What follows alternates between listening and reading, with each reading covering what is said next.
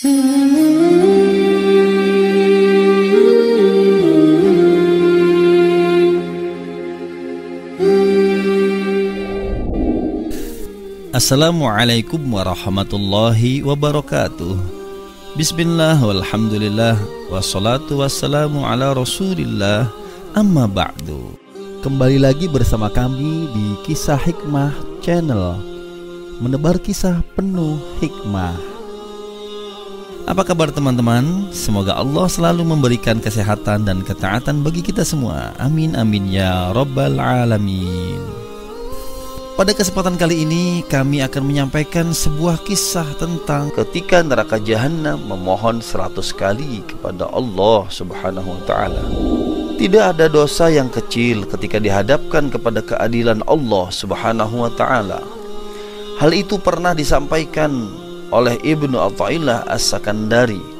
Nasihat tersebut mengingatkan pentingnya bersikap hati-hati atau wara' dalam setiap urusan di dalam dunia ini.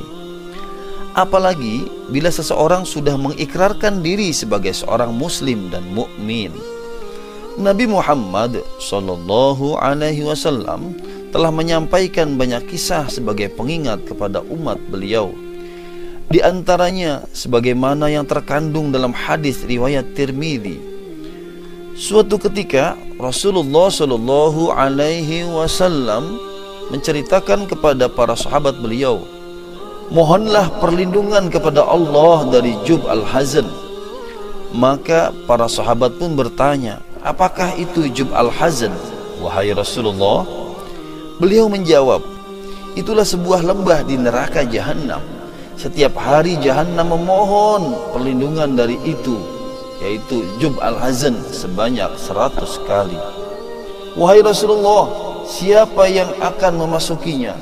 Para pembaca Al-Quran yang beramal karena pamrih atau ria, kata Rasulullah Shallallahu Alaihi Wasallam menjelaskan.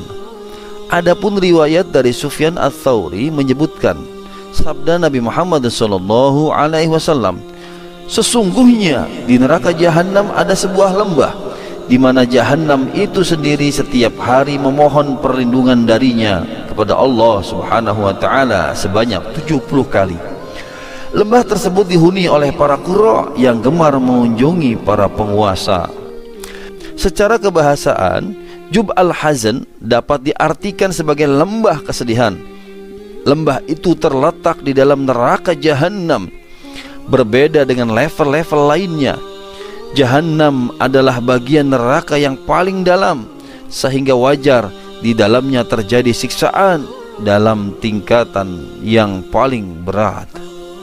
Sementara itu, Nabi Muhammad sallallahu alaihi wasallam dalam hadis di atas menerangkan, penghuni lembah kesedihan justru adalah orang-orang yang beriman kepadanya dan kitabullah, tetapi mereka melakukan riya atau ingin dipuji semasa di dunia. Mereka membaca Al-Quran tetapi tidak murni ikhlas semata-mata mengharap ridha Allah Subhanahu wa ta'ala.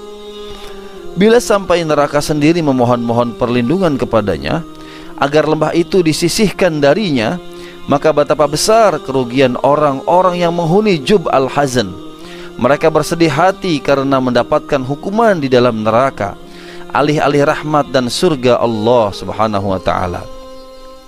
Padahal mereka di dunia telah memperoleh ilmu untuk membaca Al-Quran, namun tempatnya justru neraka. Mereka pun menyesal dan berduka karena amalan yang telah dikerjakannya di dunia sia-sia belaka. Tidak bermanfaat lagi pujian-pujian manusia ketika di dunia.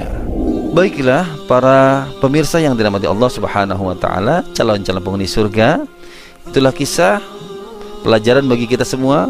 Ketika kita membaca Al-Quranul Karim, maka kita niatkan ridha Allah dan pahala dari Allah Subhanahu wa ta'ala agar kita terhindar dari Jub al-Hazan. Semoga kita semua terhindar dari siksanya. Amin amin ya rabbal alamin. Semoga bermanfaat. Sampai berjumpa kembali. Jangan lupa subscribe, like, komen, dan share. Subhanakallahumma wa bihamdika asyhadu an la ilaha illa anta astaghfiruka wa atubu ilaik.